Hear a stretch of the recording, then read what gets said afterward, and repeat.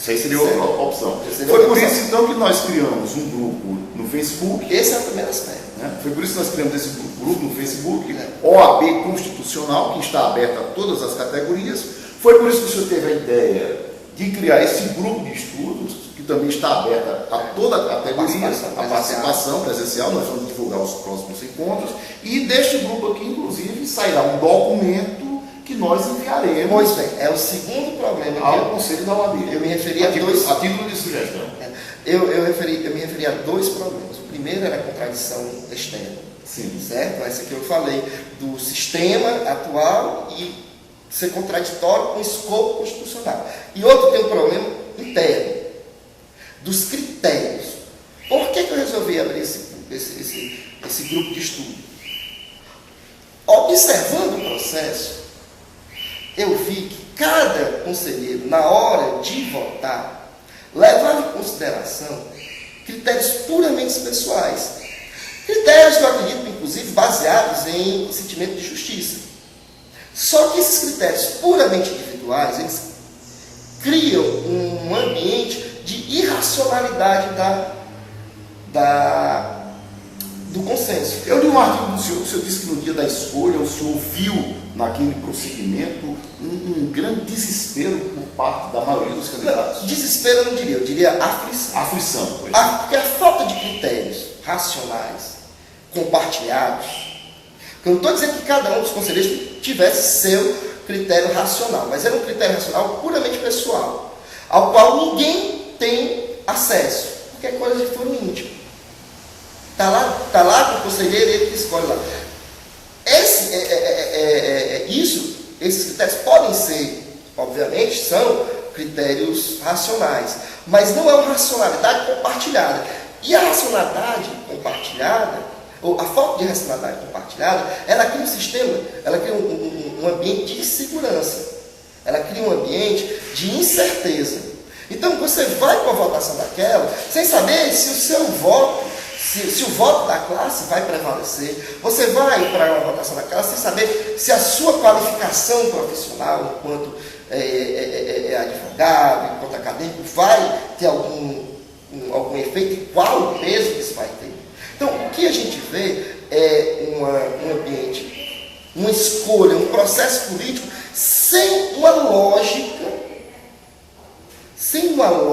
e sem premissas que permitam um acesso à racionalidade. Inclusive, no seu artigo, o senhor disse lá que viu nos colegas escolhidos não o prazer de ter sido a satisfação, mas um alívio. Foi isso que o senhor disse? Como eu disse, porque dali ninguém sabia o que ia sair.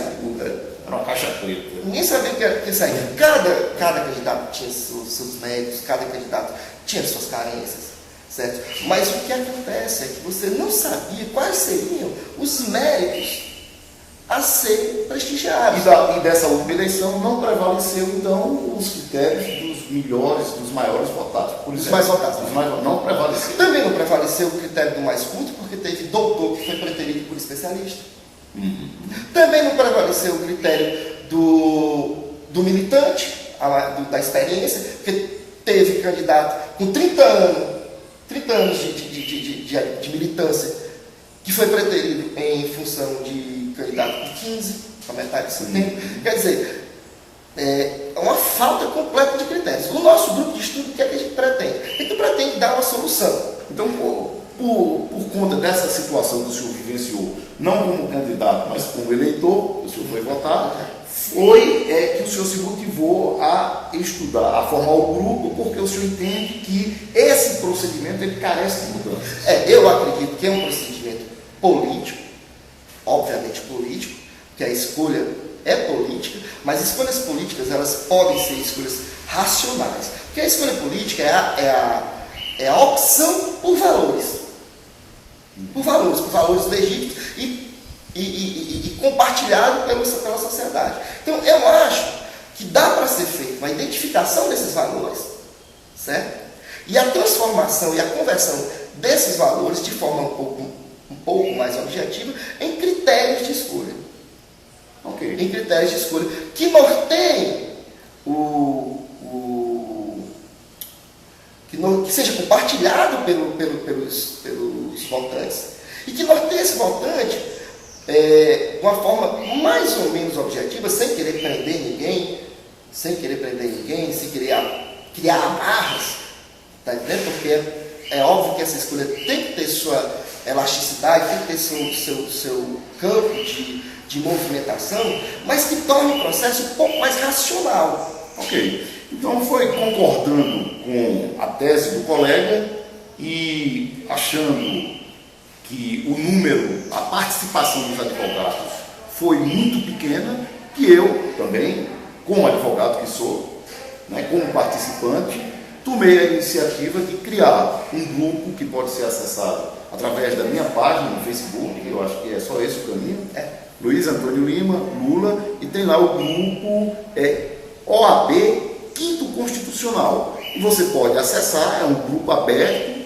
nós estamos lá para os colegas advogados, não só do Ceará, mas de todo o Brasil, nesse tema, e lá nós vamos fomentar, com a sua permissão, o acompanhamento do grupo de estudos que o senhor fundou e que teve a sua primeira participação efetiva nesta data, no Dia da Justiça, dia 8 de dezembro, e nós faremos questão de enriquecer esse debate. Eu gostaria de agradecer. O importante, Luiz, eu queria deixar claro é o seguinte, que esse grupo de estudo tem começo, meio e fim, e ele tem um objetivo.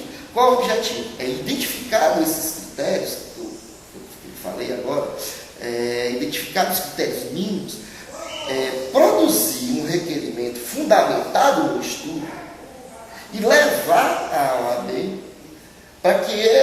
para que esse requerimento seja discutido pelo Conselho e se a OAB entender, se o Conselho, obviamente, entender e discutir, que ele funcione como um ponto de partida para uma melhor disciplina desse processo eleitoral. Ok. E isso, evidentemente, ninguém está invertendo a ordem ou desrespeitando. Pelo contrário, o nosso estudo aqui tem como premissa que a instância regulamentadora, a instância legítima para a disciplina desse assunto é o Conselho. Nós estamos querendo fazer o quê? Nós estamos querendo ajudar o Conselho, dar ideia, tudo pode ser que nosso trabalho apresente algumas ideias que não seja o ideal, que lá no Conselho eles consigam conceber outras ideias e outras formas que sejam mais adequadas, mas que pelo menos esse nosso trabalho sirva de uma contribuição proativa para a evolução da nossa instituição. E para a democratização da nossa própria instituição. Exato. Falar em democratização, isso foi o que você falou. Falar em democratização da instituição não significa que ela não seja democrática hoje. Mas a democracia é um ideal a ser atingido. E que sempre a gente necessita de avançar rumo ao ideal. Então, quando se fala em democratização para a OAB no Conselho Federal não tem. Por exemplo.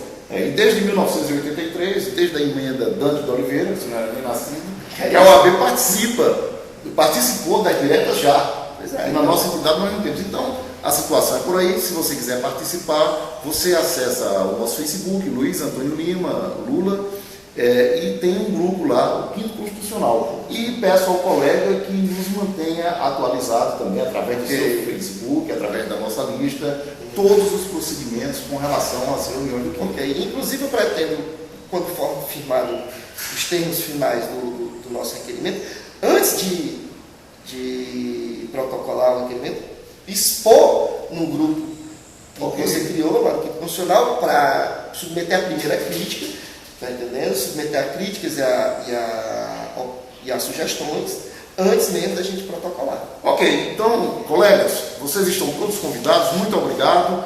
Venha participar conosco, inclusive gravar um vídeo dando aqui a sua opinião sobre o Quinto Constitucional na esfera da OAB. Eu quero agradecer, meu nome é Luiz Antônio, eu sou advogado aqui em Fortaleza. Se você gostou, curta, compartilhe, divulgue essa ideia com os colegas advogados. Venha participar e contribuir conosco.